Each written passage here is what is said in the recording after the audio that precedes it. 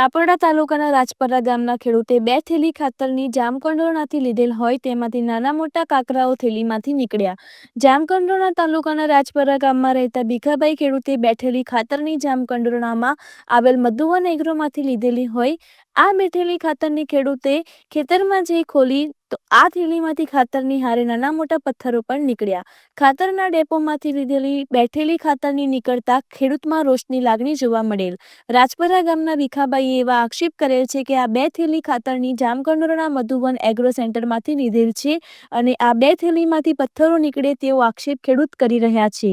Reporter Firoz Juneja, Dhoraji. મારું નામ ભીખાભાઈ બેચરભાઈ વરસાણી, ગામ રાજપરા, તાલુકો જામકંડોરણા, જિલ્લો રાજકોટ। મેં કાલે મધુવન એગ્રોમાં 2 થેલી DAP લેવા ગયો